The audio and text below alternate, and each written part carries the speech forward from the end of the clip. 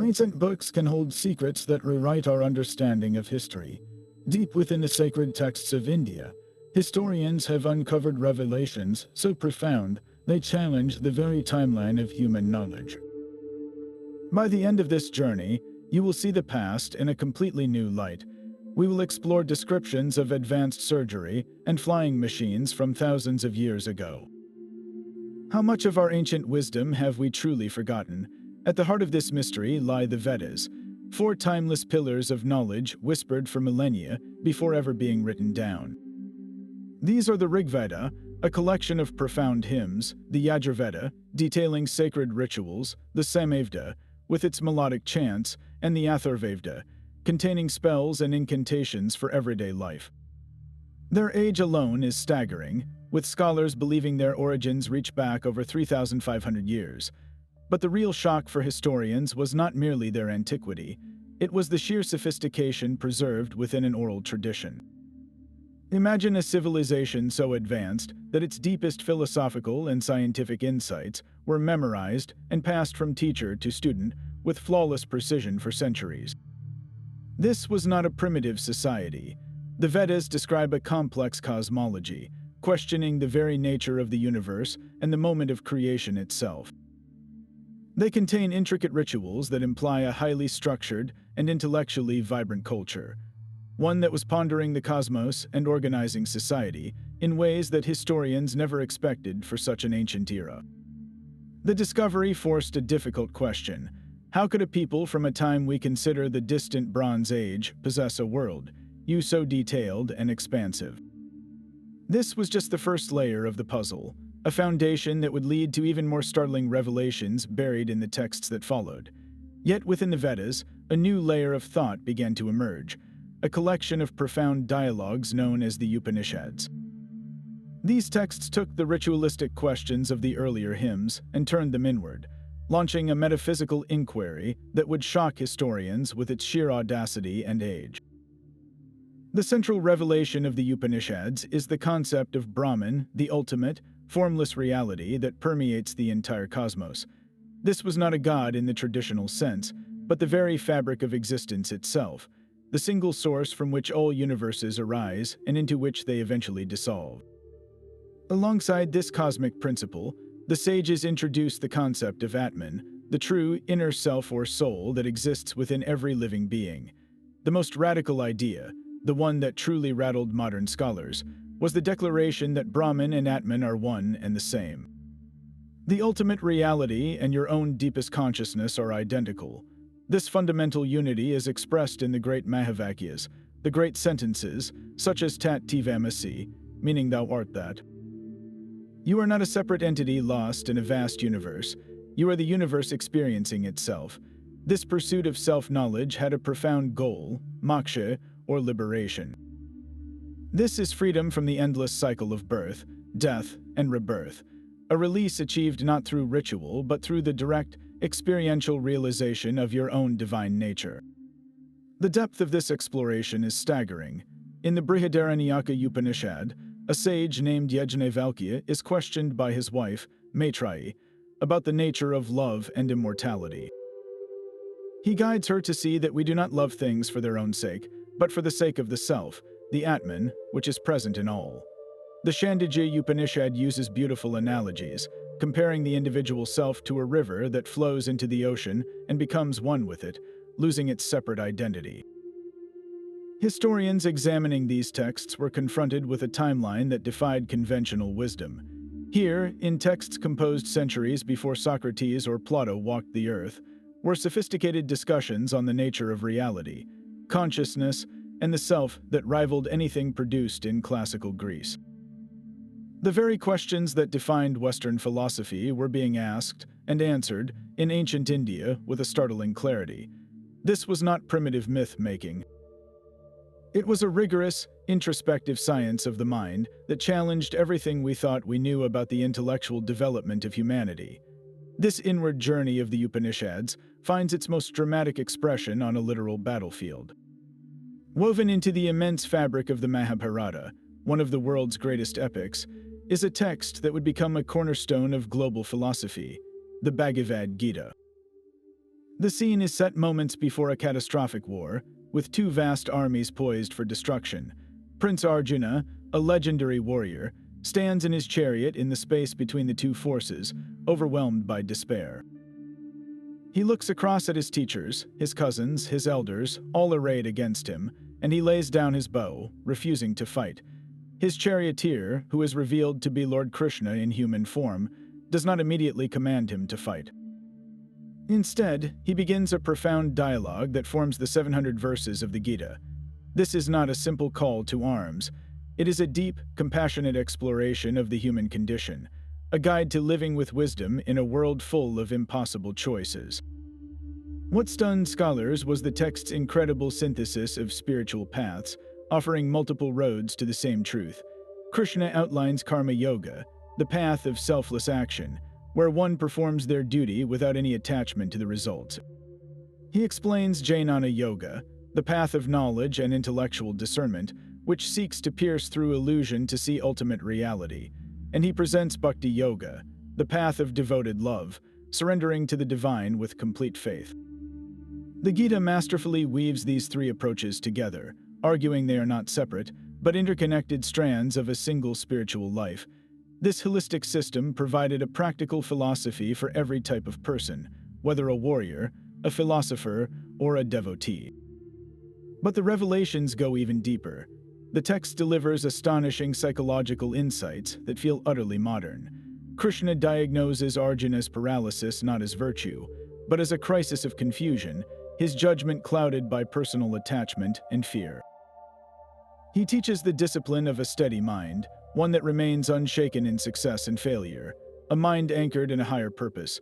The true battle, he reveals, is not on the field of Kurukshetra, but within the human heart, a constant struggle against the forces of desire, anger, and ego. For historians, this was a monumental discovery. Here was an ancient text that functioned as a timeless guide to righteous action and mental resilience, its relevance stretching far beyond its mythological setting. It presented a complete worldview that integrated metaphysics with practical ethics, offering a solution to the very existential dilemmas we still face today. It forced a reevaluation of ancient Indian thought, showing it was not merely esoteric or ritualistic, but deeply concerned with the psychology of human suffering and the path to a meaningful life.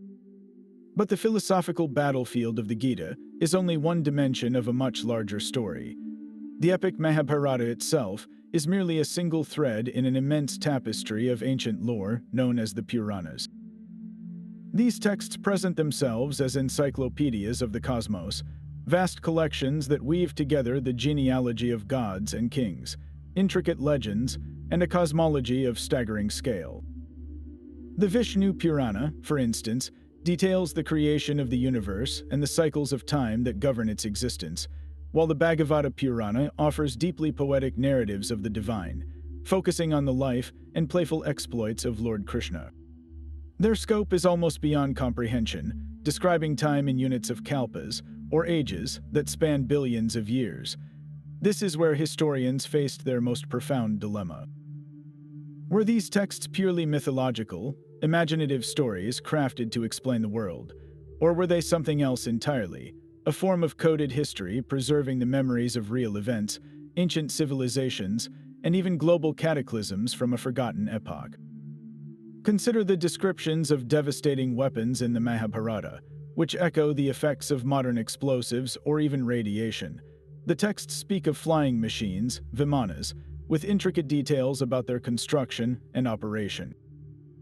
They describe advanced kingdoms and cities, with a level of technological and social organization that seems to leap far ahead of the standard archaeological timeline for human development. Could these be distorted accounts of a lost, advanced culture? The timelines within the Puranas are what truly stagger conventional history. They speak of dynasties of kings ruling for thousands of years, of great floods that submerged entire continents, and of cycles of creation and destruction that repeat across eons. To the modern academic mind, these are impossible fantasies. Yet, a growing number of researchers wonder if they are instead a different kind of truth, a historical record filtered through the lens of spiritual symbolism and the inevitable decay of oral tradition over millennia. The central controversy remains unresolved. Are we reading sacred mythology, or are we looking at the faint, coded echoes of a history so ancient that its physical evidence now lies buried under oceans or miles of silt? The Puranas do not offer easy answers, but they present a puzzle that challenges us to reconsider the entire narrative of our past. The philosophical and cosmological puzzles of the Puranas are one thing, but the ancient texts also contain knowledge of a shockingly practical and tangible nature. Buried within the vast library of Indian wisdom is a medical encyclopedia so advanced, its contents would not be matched in Europe for over 2,000 years. This is the Sushruta Samhita, attributed to the sage and physician Sushruta, a text that reads not like a primitive healer's manual, but like the detailed textbook of a master surgeon. Its pages describe complex procedures with a clarity and precision that left modern historians utterly stunned. Sushruta and his students were not merely herbalists or bone setters. They were pioneers of plastic surgery, ophthalmology, and general surgery, operating with a sophistication that defies the conventional timeline of medical history. Consider the operation for rhinoplasty, the reconstruction of a nose. The text provides a step-by-step guide that remains logically sound even today. A flap of skin was to be cut from the patient's own cheek, carefully sliced to remain attached by a pedicle to ensure blood flow. This living graft was then twisted and sutured into place to form a new nose, with 2 polished tubes inserted into the new nostrils to keep the air passage open during healing. The description is methodical, anatomical, and demonstrates a profound understanding of tissue viability and cosmetic outcome. This was not guesswork. It was a refined surgical technique, developed to restore the faces of those who had lost their noses as punishment or in battle. The text's reach extends far beyond the face. Sushruta describes a procedure for removing cataracts, a condition that clouds the lens of the eye and causes blindness. His method involved using a sharp, needle-like instrument to loosen the clouded lens and push it out of the field of vision, restoring light to the patient. While crude by today's standards, the fundamental principle of displacing the cataract was a monumental leap, and this very operation formed the basis for cataract surgery for centuries. Even more remarkably, the Sushruta Samhita outlines procedures for cesarean sections, the removal of bladder stones, and even intestinal surgery. The text classifies over 120 distinct surgical instruments, from various types of forceps and scalpels to probes and speculums, many of which have direct parallels in a modern operating room. Perhaps the most revolutionary aspect of Sushruta's work was its foundational principles. He insisted that a proper surgeon must learn human anatomy through direct observation. He advocated for dissection on cadavers, using instruments made from natural materials to carefully explore and map the human body. This empirical approach, learning by doing and seeing, was the cornerstone of his school. Furthermore, he emphasized strict hygiene. His teachings include the use of fumigation to purify the operating theater and the washing of wounds with herbal decoctions that likely had antiseptic properties, principles of cleanliness that Western medicine would only formally embrace in the 19th century. The Sushruta Samhita presents a complete, systematic science of medicine, encompassing diagnosis, prognosis, and a vast pharmacopoeia of herbal remedies. To hold this text in your hands is to confront an undeniable reality. A thriving, complex, and scientifically rigorous medical tradition existed in ancient India, one that combined a healer's compassion with a surgeon's steel nerves, achieving feats that should have been impossible for its time. While Sushruta was mapping the human body with a surgeon's blade, another profound text was exploring the very essence of life itself. The Charaka Samhita presents a medical system so holistic and complete that it redefines what it means to be healthy. This foundational text of Ayurveda, attributed to the sage Charaka, moves far beyond simply treating sickness. It establishes a comprehensive science of living, a guide to achieving a long, vital, and balanced life. Its approach is astonishingly modern, focusing on prevention as much as cure, and viewing the individual as an inseparable whole of body, mind, and spirit. At the very core of this system lies the theory of tridosha, the three fundamental energies or biological humors that govern all physiological and psychological processes. These are vata, the principle of movement, governing everything from nerve impulses to the flow of breath; pitta, the principle of transformation, responsible for digestion, metabolism, and even our intellectual comprehension; and kapha, the principle of structure and lubrication, providing stability, strength, and fluid balance to the body. Health, according to Charaka, is not merely the absence of disease. It is a state of perfect and dynamic equilibrium between these three doshas. Illness arises when this delicate balance is disrupted, when one or more of these forces becomes aggravated or diminished. This framework provided a sophisticated lens through which to diagnose the root cause of any ailment, long before the concept of germs or viruses was ever conceived. But Charaka's genius was in his profound understanding that true healing must be personalized. He taught that every individual has a unique constitution, a natural balance of these doshas established at birth. What is medicine for one person could be poison for another, depending on their inherent nature. This principle of individualized treatment is a cornerstone of his work, a concept that modern personalized medicine is only now beginning to embrace with advanced genetic testing.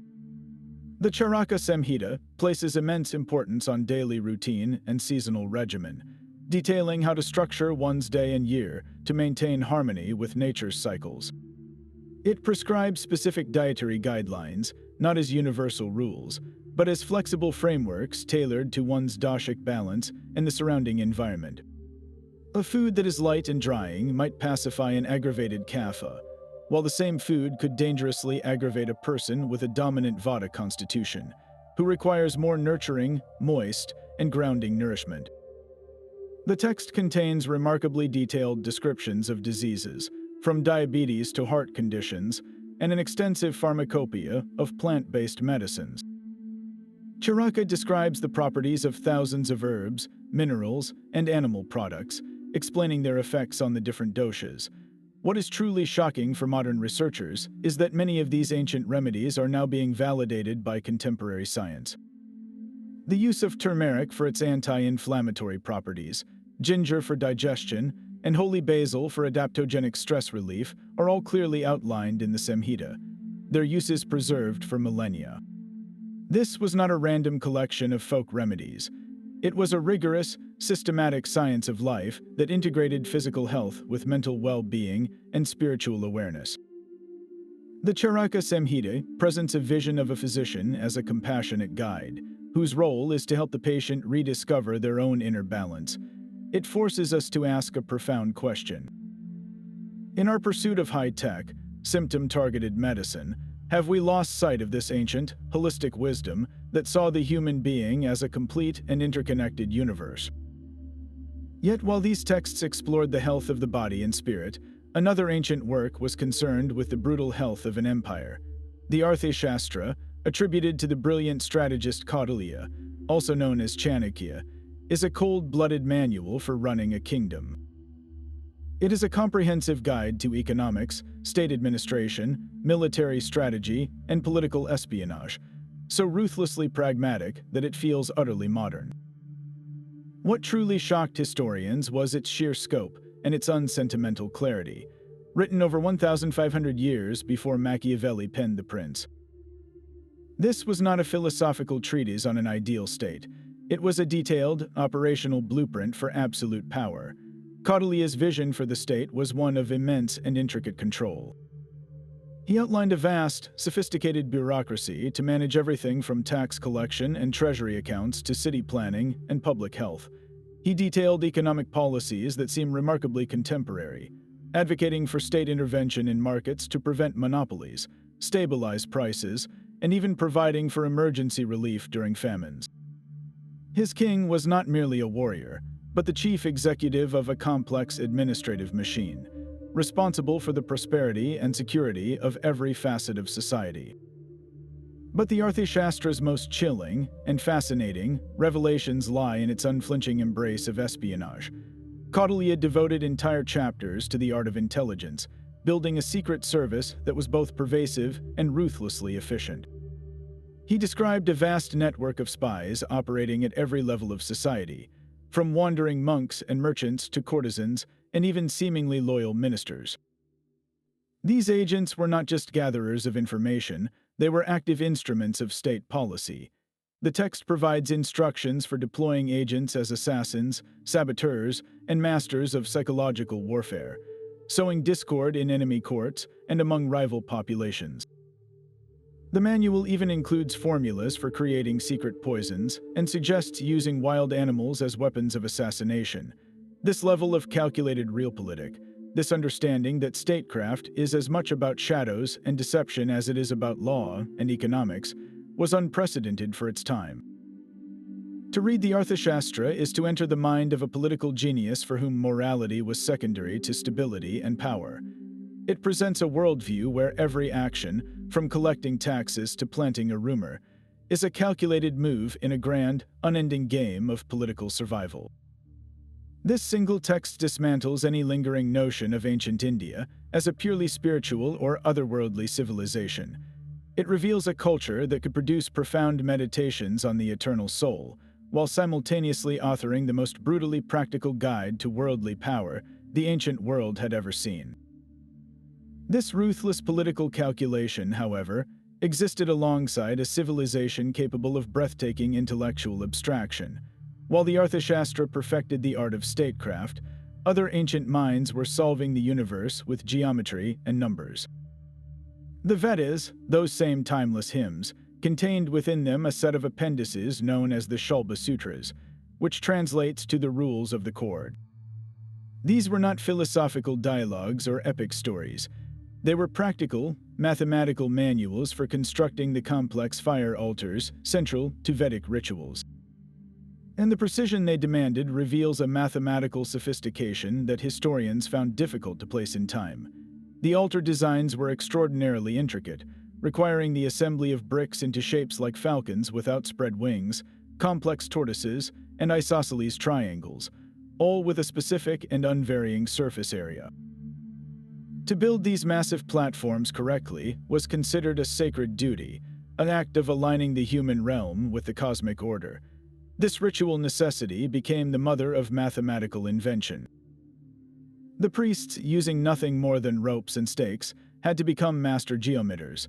The Shalba Sutras provide the exact rules for producing perfect squares, rectangles, and circles, for transforming one geometric shape into another of equal area, and for creating precise right angles. It is here, in these practical instructions, that we find one of the most shocking mathematical revelations. A text known as the Bodhayana Shalba Sutra clearly states a principle that would make a Greek philosopher famous over 1,000 years later. It says that the diagonal of a rectangle produces both which the flank and the horizontal produce separately. In simpler terms, the square of the diagonal of a right-angled triangle is equal to the sum of the squares of the other two sides.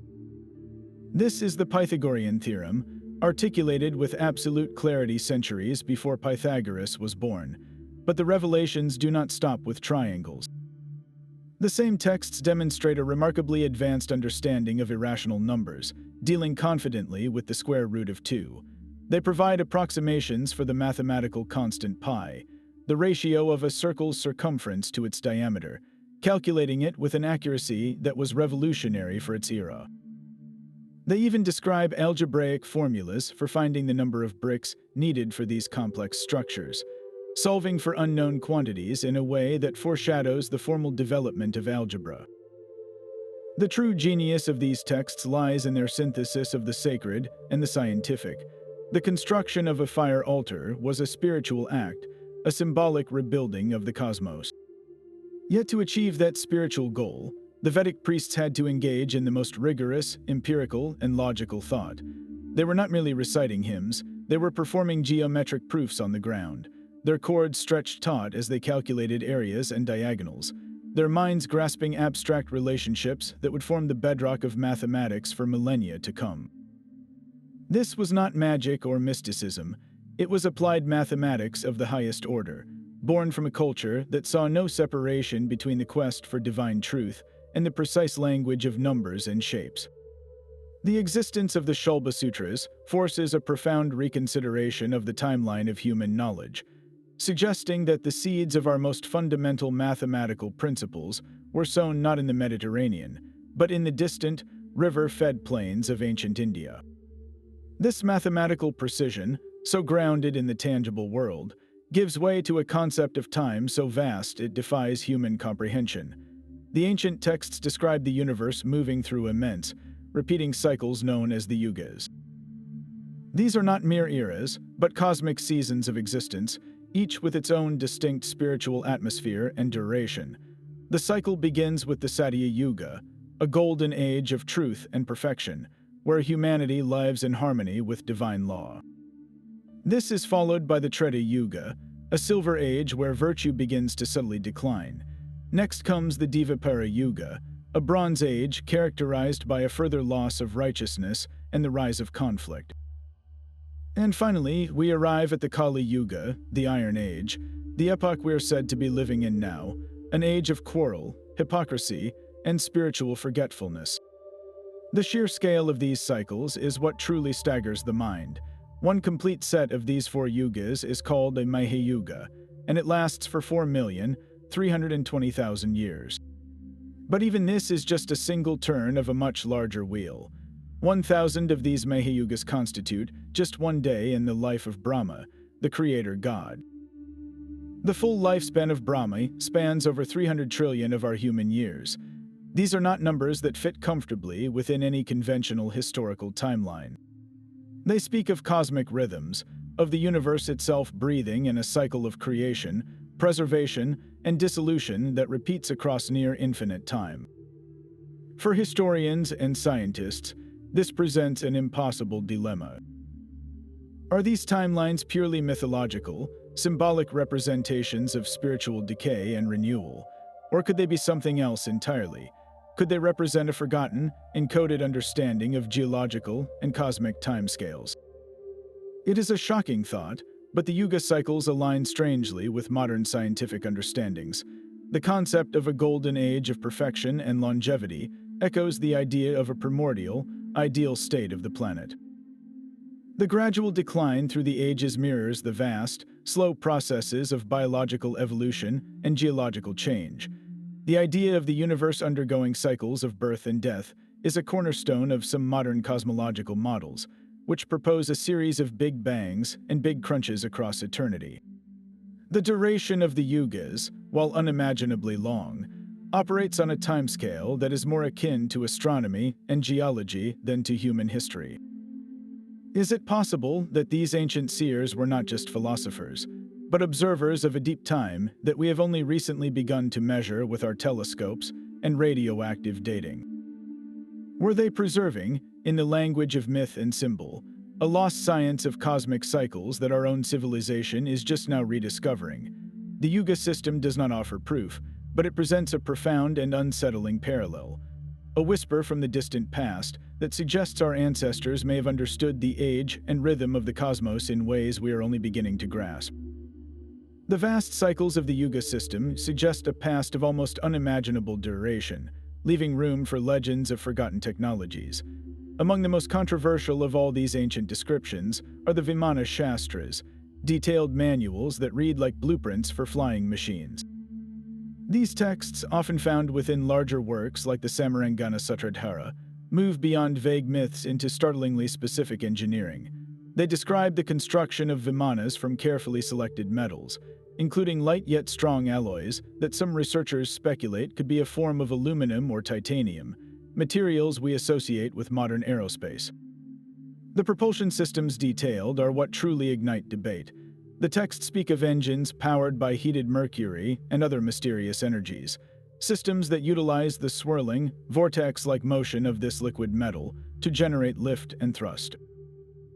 One passage describes how, when the mercury engine was activated through a specific heating process, the Vimana would roar into the sky, capable of tremendous speeds and maneuvers. The manuals go on to classify different types of these aircraft, from personal vehicles for swift travel to immense, fortress-like ships designed for warfare. They recount aerial battles where Vimanas deployed weapons that sound eerily familiar, launching projectiles of pure energy and deploying a shield of invisibility. Could these be ancient accounts of laser weaponry and stealth technology? This is the core of a fierce and ongoing debate. On one side are those who take the descriptions literally. They argue that the precision of the details, the mention of specific mechanical systems and metallurgical knowledge, points to a lost, advanced civilization that possessed a technology we are only now rediscovering. They see the Vimana Shastras as surviving fragments of a genuine prehistoric science. The opposing view insists these texts are profound spiritual allegories. In this interpretation, the Vimana is not a physical aircraft but the human body itself, the vehicle for the soul. The Mercury represents the flow of spiritual energy, the Kundalini, rising through the body's subtle channels.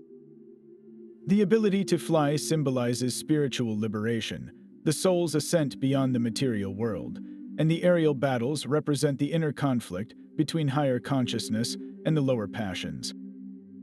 So, are we looking at the technical schematics of a forgotten age, or are we reading a sophisticated map for inner transformation, a guide to enlightenment written in the symbolic language of machinery and flight? Perhaps the most shocking possibility is that it is both, that the ancient seers saw no distinction between the mastery of the outer cosmos and the inner self, describing a unified science of reality that our modern world has yet to comprehend. The line between myth and history blurs into a terrifying possibility within the pages of the Mahabharata. The epic's descriptions of divine weapons, the astras, are so graphically specific that they seem to leap from the pages of a modern military report. Consider the account of the Brahmastra, the ultimate weapon. When unleashed, it is said to blaze with the light of 10,000 suns, a fire so brilliant and hot it incinerates entire armies where they stand. The forests burn to ash, the rivers boil away and metals melt, but the horror does not end with the initial blast. The text describes survivors who are no longer fortunate, men who lose their hair and nails, a chillingly accurate depiction of radiation poisoning. The very earth becomes cursed, barren and unable to support life for generations, a dead zone that sounds hauntingly like the aftermath of a nuclear winter.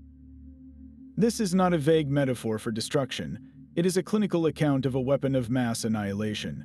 Another passage details the Pashupatastra, a projectile that could be launched by the mind alone to seek and destroy any target, an ancient description of a precision-guided missile. The narrative speaks of warriors using these astras as instruments of last resort, their deployment governed by a strict code of conduct because the users themselves understood the cataclysmic, long-term environmental damage they would unleash. For those who argue this is evidence of a lost civilization, these are not imaginative stories. They are the fragmented, mythologized memories of a real, global catastrophe, a war so advanced and devastating that its technological secrets were lost in the ensuing Dark Age, remembered only as the divine weapons of gods and demigods. The sheer physical accuracy of the symptoms described, details that would be impossible to invent without witnessing such an event, forms the core of their argument. How could an ancient poet conceive of a weapon that causes hair to fall out years after the explosion, or that poisons the soil for centuries, unless someone had actually seen it happen? This interpretation forces a radical rethinking of our entire timeline, suggesting that the Mahabharata is not merely a grand story, but a veiled historical record of a prehistoric conflict that shattered the world. These descriptions of aerial warfare find their most vivid expression in the Ramayana, another epic cornerstone of ancient lore. Here, we are introduced to the Pushpaka Vimana, the magnificent flying chariot of the demon king Ravana. This was no simple mythical vehicle. The text describes it in astonishing detail, a self-propelled palace that could travel anywhere in the world at the speed of thought, obeying the mental commands of its master. Its interior is said to have been furnished with chambers and gardens, capable of carrying passengers in absolute comfort across vast distances. The flight paths are not vague either. The epic meticulously charts its journeys across the subcontinent, from the forests of central India to the island kingdom of Lanka, with a geographical awareness that feels more like a navigational log than a fanciful tale. The true shock arrives with the description of Lanka itself, Ravana's island fortress. The city is portrayed as a marvel of urban planning and engineering, protected by massive, towering walls and intricate gateways. Its buildings were constructed from precious metals, with palaces that reached for the clouds. The text speaks of wide, paved avenues, lush pleasure gardens, and reservoirs that provided fresh water to the entire populace. This was not a primitive settlement, it was a technologically advanced metropolis, a vision of urban splendor that seems to leap from a future age. Could these accounts be pure fantasy, the exaggerated dreams of a poet, or do they represent something more profound, a cultural memory of a lost era of engineering and architectural genius? The specificity of the descriptions, the logical layout of the city, and the intricate details of the Vimana's operation suggest a foundation in observed reality.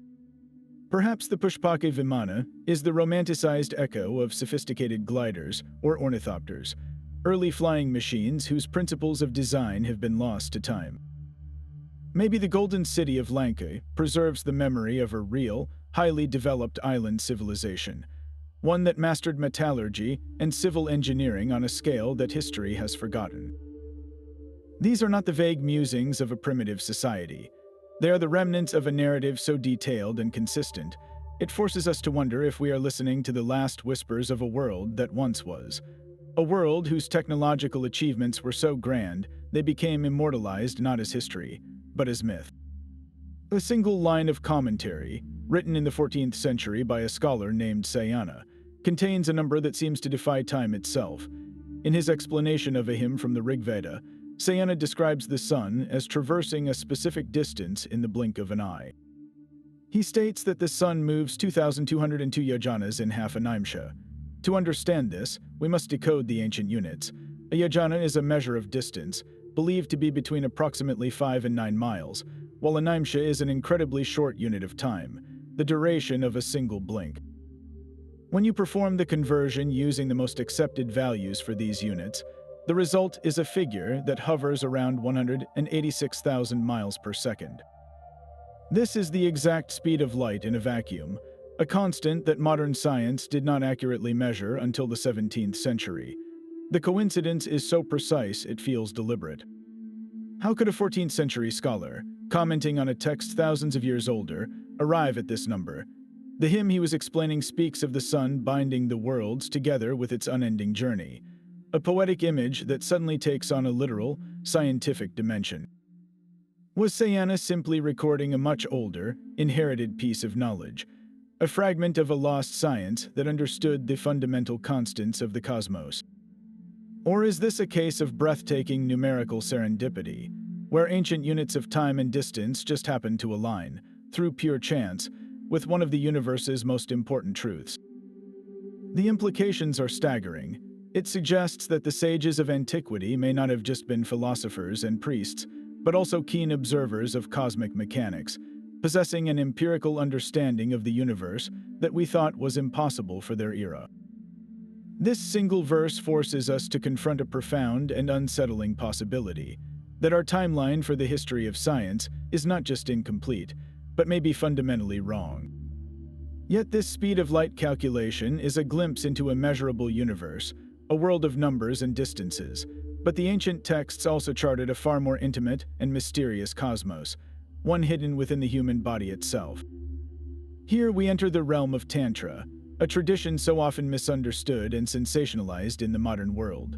The true shock for historians came not from the exotic rumors, but from the discovery of its foundational texts, like the monumental Tantra Loka.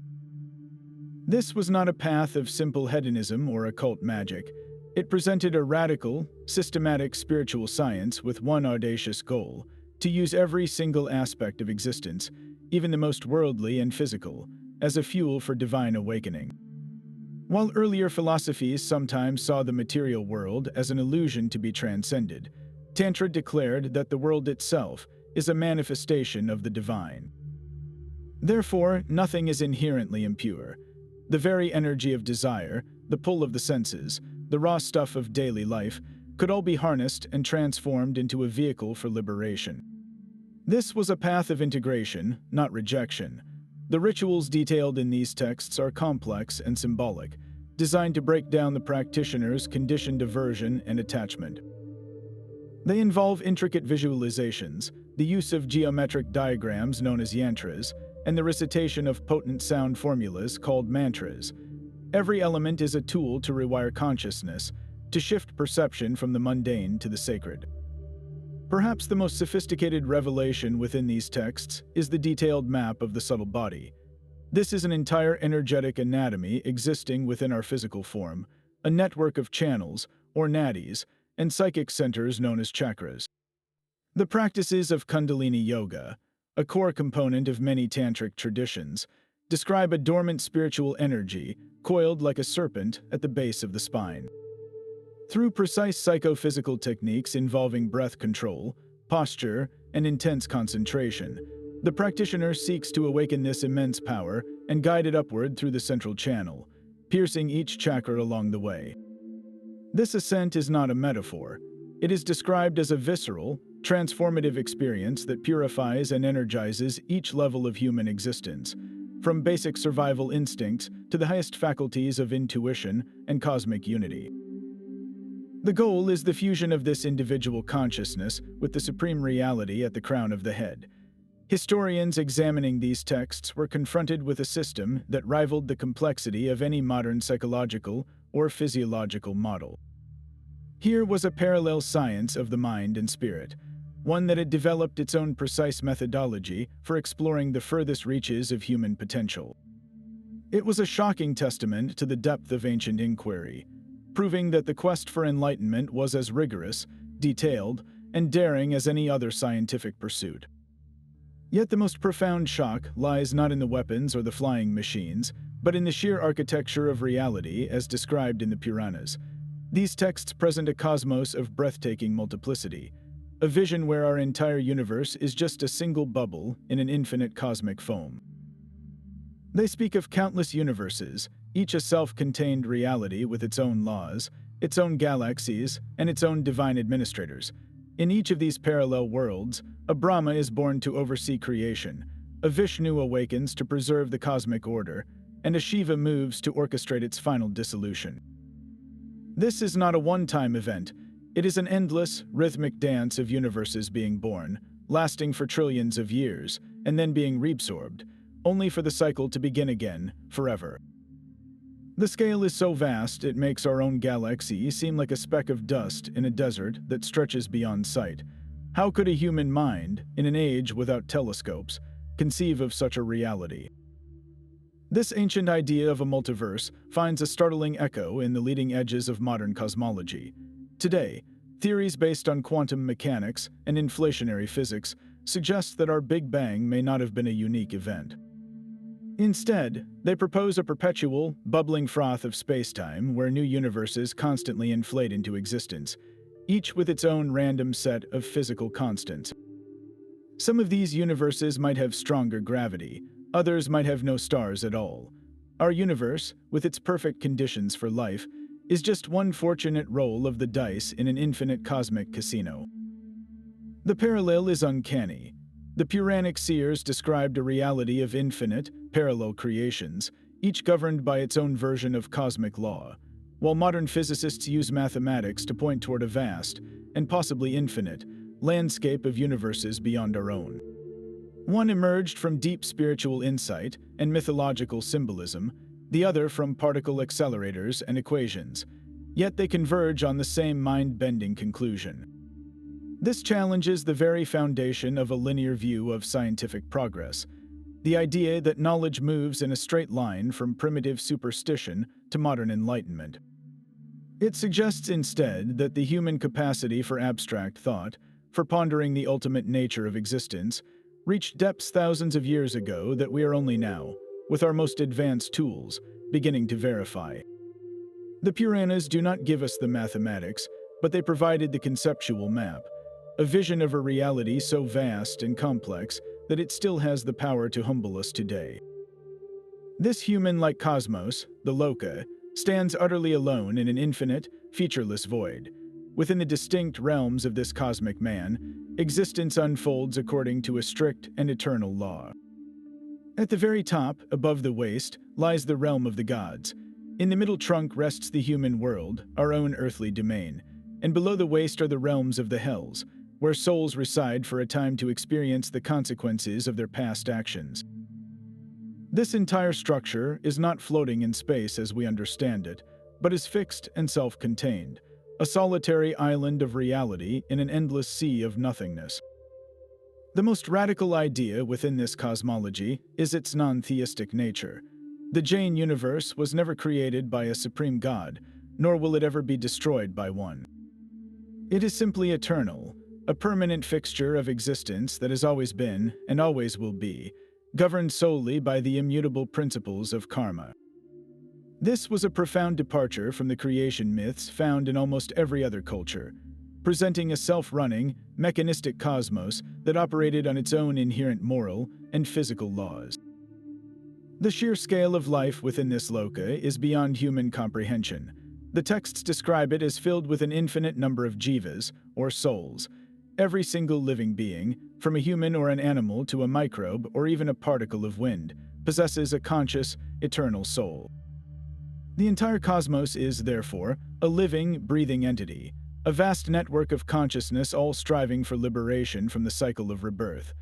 This liberation is achieved only when a soul, through rigorous ethical living and ascetic practice, sheds all accumulated karma and rises to the very apex of the cosmic figure, to a state of pure, blissful consciousness known as Siddhashila.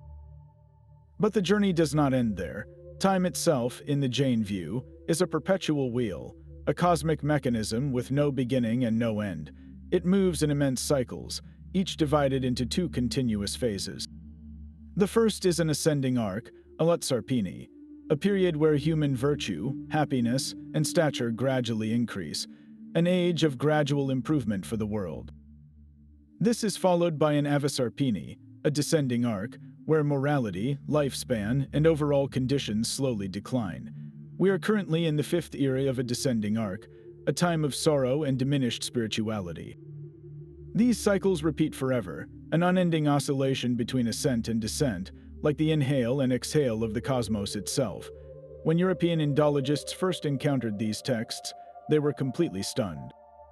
Here was a cosmology that rivaled the complexity of modern astrophysics in its conceptual ambition, yet it was entirely non-theistic and framed in a uniquely organic, human shape. It presented a self-contained, eternal universe populated by an infinity of souls, all navigating an endless river of time. This was not a story of a divine creator, but a grand, self-sustaining system, a vision of reality that challenged every assumption about what ancient people were capable of imagining. The very words used to describe these cosmic truths were themselves a kind of perfect architecture. Sanskrit, the language of the ancient Indian texts, possesses a structural precision that feels almost alien in its mathematical beauty. This was not a language that simply evolved through casual use. It was meticulously engineered. In the 4th century before the Common Era, a linguistic genius named Panini composed a text that would forever define the language, the Ashtadhyayi. This title translates to 8 chapters, but that modest name belies its revolutionary nature. The Ashtadhyayi is a complete, rule-based grammar of Sanskrit, a system so logically airtight and comprehensive that it has been called the most complete linguistic description ever written for any language. Panini achieved this monumental task in fewer than 4,000 sutras, or concise rules. These are not long, descriptive paragraphs. They are dense, algorithmic formulas that define everything from word roots and verb conjugations to sentence structure and sound changes, all in a kind of coded meta-language he invented for the purpose. The genius of his system is its economy and its power. It operates like a perfect machine. You input a root word and a desired meaning, and by applying Panini's rules in a specific, logical order, you can generate a grammatically flawless Sanskrit word every single time. There is no ambiguity. The system accounts for every possible linguistic variation and exception within its own framework, leaving no room for error or irregularity. For centuries, this was seen as a monumental intellectual achievement for its time, but the true shock came in the 20th century, when modern computer scientists and linguists rediscovered Panini's work. They were stunned to realize that the Ashtadhyayi was not just a grammar. It was, in essence, a programming language for human speech. Panini had developed what we now call a context-free grammar, a formal system of production rules that is the fundamental basis for defining the syntax of all modern programming languages. The same logical structure that allows a computer to parse a line of code and understand whether it is valid is precisely the structure Panini used to parse and generate human language.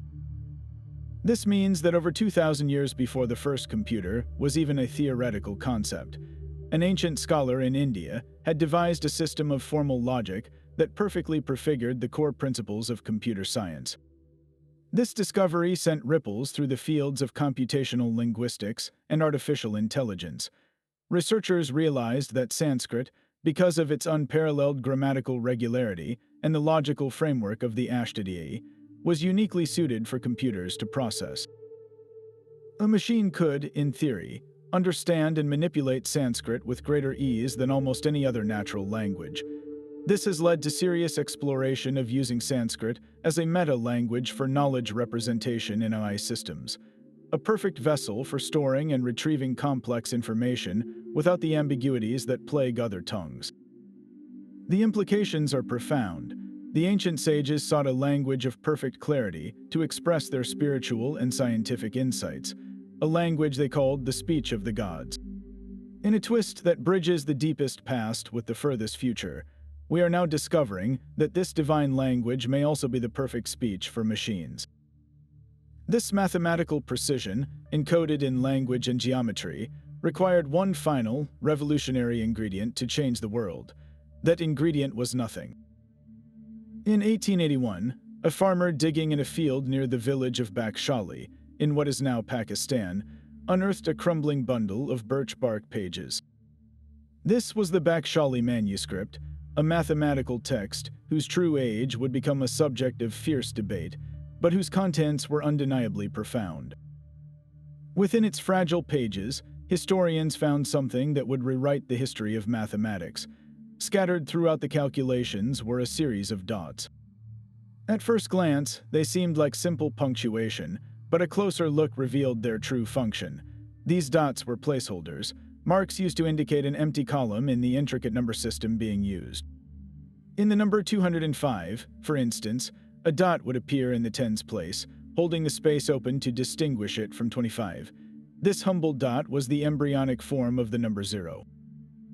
Before this discovery, the concept of a symbol for nothing was known in other cultures, like the Babylonians, but they used it only as a spacer, a placeholder that never stood alone. The genius of the Indian mathematicians was to take this simple dot and perform a breathtaking conceptual leap. They began to treat this symbol for emptiness as a number in its own right. They gave nothing a value and a name, calling it shunya, meaning the void. This was the birth of zero as we understand it today. Imagine the difficulty of doing complex arithmetic without a zero. How would you express a calculation like 1000 minus 100? The absence of a symbol for the empty orders of magnitude would make the operation clumsy and prone to error.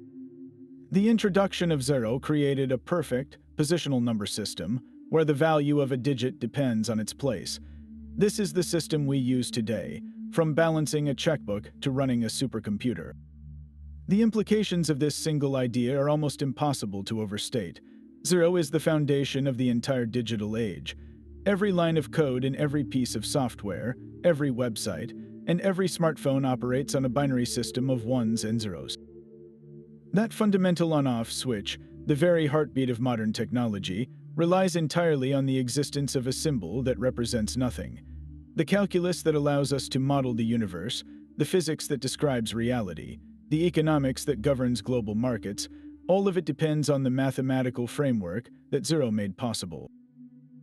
For this profound leap to have occurred in India centuries before the concept reached the Arab world, and then Europe is a historical shockwave. While European mathematicians were still struggling with Roman numerals, a system with no placeholder and no easy path to complex calculation, Indian scholars were already using zero in sophisticated algebraic equations. This was not an isolated discovery. It emerged from a philosophical culture deeply comfortable with the concepts of emptiness and the infinite, ideas explored in the spiritual texts for millennia. The void, shunya, was not seen as a frightening absence, but as a fertile potential from which all creation emerges. The mathematical zero was, in a very real sense, a practical expression of a profound spiritual truth. To hold a modern computer is to hold the direct descendant of a dot scribbled on a piece of birch bark in a field over 1,000 years ago. That simple symbol for nothing truly became the something that built our world. This intricate map of the inner universe presents a human physiology of pure energy. Ancient Ayurvedic and yogic texts describe a second, subtler body interwoven with our physical form, an ethereal blueprint composed of channels and centers of vital force. They called this system the nadis and the chakras. The nadis are not blood vessels or nerves as we understand them, but an immense network of over 72,000 subtle pathways through which prana, the fundamental life energy, constantly flows. Think of this not as a physical structure you could dissect, but as the very operating system of your consciousness, the energetic wiring that animates your body and mind. 3 of these channels are considered paramount.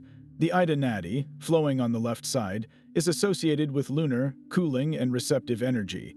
The Pingala on the right carries solar, heating, and active force. These 2 spiral around the central channel, the Sushumna, which runs from the base of the spine to the crown of the head. Health and vitality in this system depend on the clear and balanced flow of prana through this entire network, much like a city thrives when its power grid is functioning without interruption. Where these thousands of nadis converge, they form powerful whirlpools of energy known as chakras.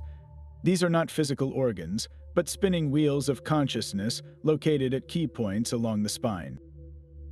Each chakra governs specific aspects of our being, from our most basic survival instincts to our highest spiritual aspirations. The root chakra, Muladhara, at the base of the spine, is the foundation, governing our sense of security and stability. Moving upward, the sacral chakra, Svadhisthana, connects to our creativity and emotional flow. The solar plexus, Manipura, is the seat of our personal power and will. At the heart, Anahata, we find the center of love and compassion. The throat chakra, Vishuddhi, governs communication and expression. The third eye, Ajna, between the eyebrows, is the seat of intuition and inner vision. And finally, at the crown of the head, Sahasrara represents the pinnacle of consciousness, our point of ultimate unity with the cosmos. A text like the Hatha Yoga Pradipika provides meticulous instructions for purifying these channels and awakening the energies within. Through precise physical postures, controlled breathing techniques, and deep meditation, a practitioner works to clear any blockages in the nadis, allowing the dormant spiritual force known as Kundalini to rise from the base of the spine. This ascent is described as a profound inner event, a surge of transformative energy that activates each chakra in turn, purifying and expanding awareness until individual consciousness merges with the universal. For Western science, this presents a fascinating and difficult challenge. How do we measure an energy body that has no mass or physical substance? Yet, the correlations are increasingly hard to ignore. The locations of the major chakras align strikingly with the body's key nerve plexuses and endocrine glands. The root chakra corresponds to the adrenal glands, which control our fight or flight response. The heart chakra aligns with the thymus gland, central to our immune system. The throat chakra sits at the thyroid, which regulates metabolism and growth. This ancient bioenergetic map seems to have intuitively understood the profound connection between our emotional states, our energy, and our physical health long before modern medicine began to explore psychoneuroimmunology. The concept of blocked energy in a chakra leading to physical or emotional disease is a precursor to our modern understanding of how chronic stress and emotional trauma can manifest as illness. This sophisticated model suggests the ancients weren't just looking at the body. They were mapping the very interface where consciousness meets biology. Yet this vast cosmic vision had to be translated into the rules of daily life. One text, more than any other, attempted to codify this grand order into a practical blueprint for human society. The Manusmriti, or the Laws of Manu, stands as a monumental work of law and social philosophy, a detailed prescription for how a civilization should function. It lays out a comprehensive framework for duty, ethics, and law, covering everything from personal hygiene and marriage to statecraft and the administration of justice. The system it proposes is built upon two foundational pillars, the Varnas and the Ashramas. The four Varnas, or social classes, are described as having emerged from the body of a primordial being. The Brahmins, the priests and teachers, came from the mouth. The Kshatriyas, the warriors and rulers, from the arms. The Vaishyas, the merchants and farmers, from the thighs. And the Shudras, the laborers and servants, from the feet. This organic metaphor was intended to illustrate a society where every group had a vital, interdependent role to play, a body where each part supports the whole. Complementing this social structure are the four ashramas, the stages of a righteous life. A student, or brahmacharya, devoted to learning and celibacy. A householder, or grihastha, building a family and contributing to society. A forest dweller, or vanaprastha, gradually retiring from worldly affairs. And finally, a renunciant, or sannyasa, entirely focused on spiritual liberation. This system offered a clear, lifelong path for personal development, promising both worldly fulfillment and ultimate freedom. For historians, however, the initial shock was not its complexity, but its profound and rigid hierarchy. The text explicitly subordinates the Shudra to the other three Varnas, prescribing a life of service and placing severe restrictions on their rights and social mobility. The treatment prescribed for women is equally jarring to the modern reader, describing them as perpetually dependent on their fathers, husbands, or sons, and outlining a social order where their primary duty is obedience and service to their male guardians. This is where the text's legacy becomes deeply controversial. For centuries, the Manusmriti was revered as the ultimate source of dharma, or sacred law. Yet its rigid social stratification was used to justify and codify the caste system, creating a hierarchy of birth that determined an individual's profession, social status, and spiritual worth for generations. It provided a religious and legal sanction for systemic inequality, a framework that would be challenged and condemned by social reformers for centuries. The text presents a profound paradox, a vision of cosmic order and personal duty that also entrenched deep social divisions. It forces us to see ancient Indian society not as a monolith, but as a complex, often contradictory, civilization capable of producing both transcendent spiritual wisdom and a rigid, hierarchical social code that would shape its history in ways both influential and deeply troubling. Far to the south of the Vedic world, another ancient tradition was preserving its own memories of a lost world. The Tamil Sangam literature, a collection of poetic works from the southern tip of India, sings not of gods and cosmic cycles, but of a magnificent land that vanished beneath the waves. These poems, composed over 2,000 years ago, describe a vast, sunken continent known as Kumari Kandam, a place of sophisticated cities and prosperous kingdoms that thrived where now only ocean rolls. The descriptions are hauntingly vivid. The poets speak of a land with 360 prosperous towns, ruled by powerful kings, a civilization where arts and learning flourished. They recount a catastrophic event, a massive deluge that consumed this entire realm, forcing its people to flee and scatter, carrying their culture to new shores. The imagery is not of a simple flood, but of a geological cataclysm, a swallowing of the earth by a furious sea. Could these beautiful, sorrowful verses be more than myth? Some researchers see a startling parallel to the legend of Atlantis, a sophisticated civilization lost to the ocean.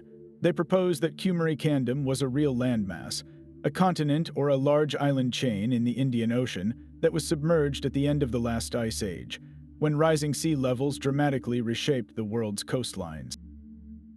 The timeline of the Sangam poems, though difficult to pin down, seems to align with this period of profound environmental change. The detailed geography within the poems, describing rivers and mountain ranges that no longer exist, adds a layer of plausibility to the theory. Are we reading poetic allegory for the inevitable fall of empires, or are these the faint, lyrical echoes of a real historical trauma. The debate hinges on a fundamental question. Could an oral tradition preserve the memory of a land lost for thousands of years, encoding its fate in the rhythm of verse and the lament of its bards? The Tamil Sangam literature offers no definitive proof, but it presents a powerful and enduring mystery, a ghost of a continent that refuses to be forgotten, challenging us to listen more closely to the oldest stories we have.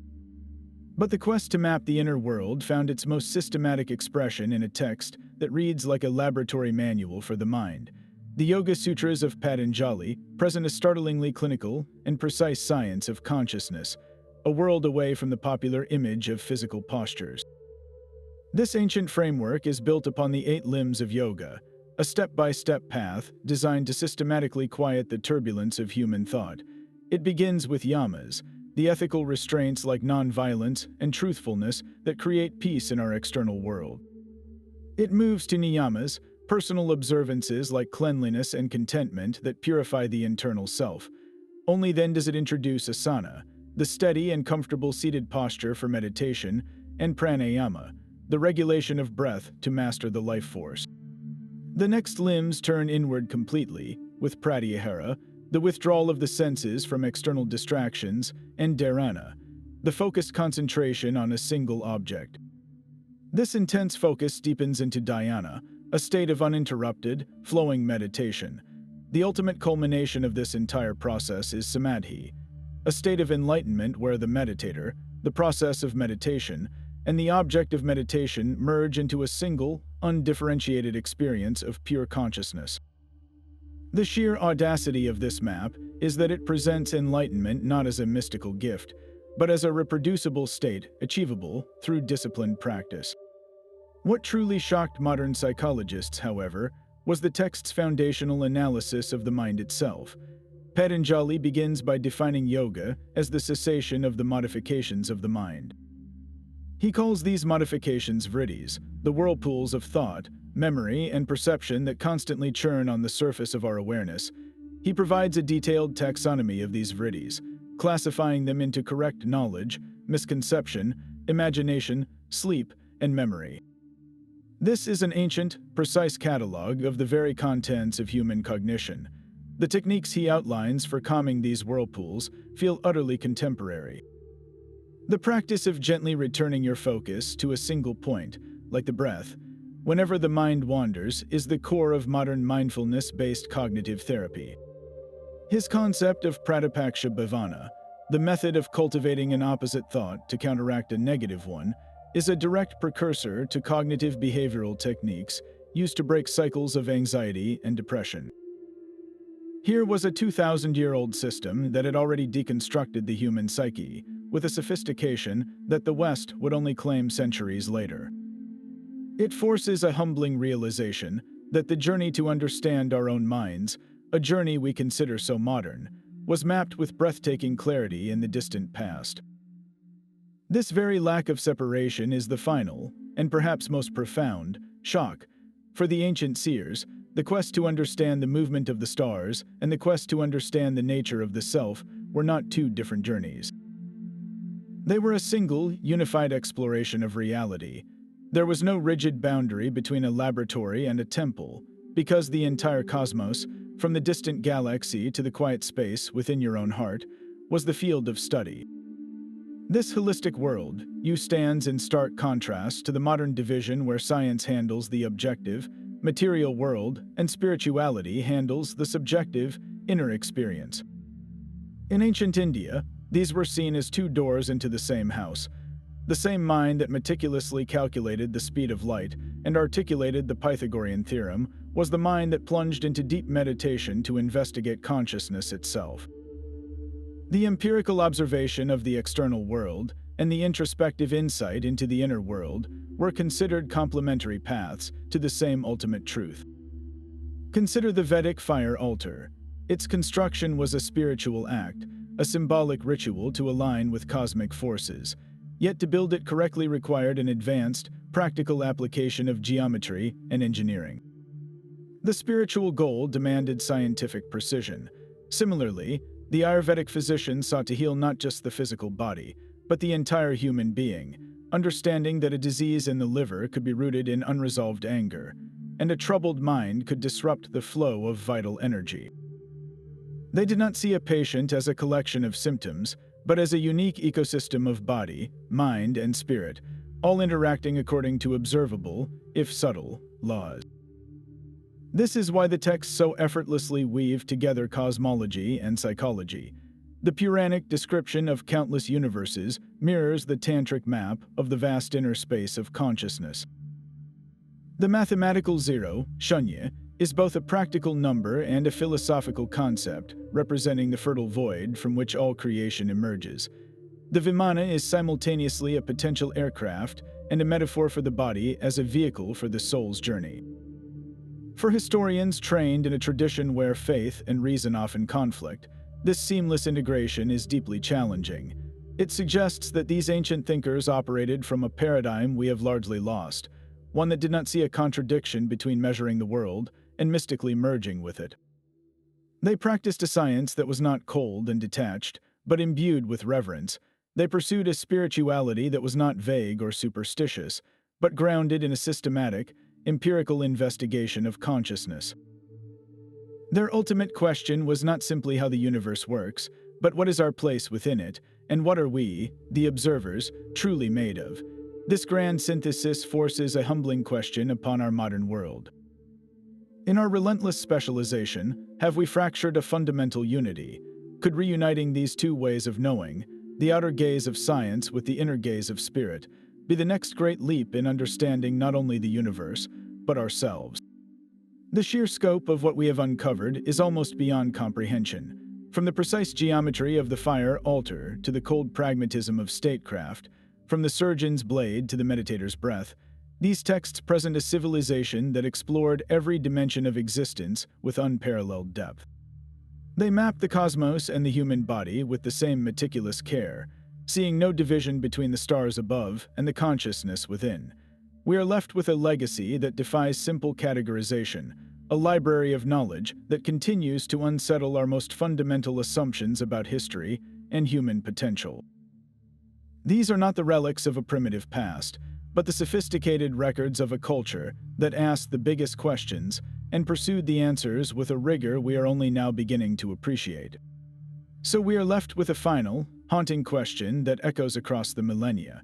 Do these texts simply contain the imaginative myths of an ancient people, or are they the fragmented library of a wisdom we have yet to fully reclaim?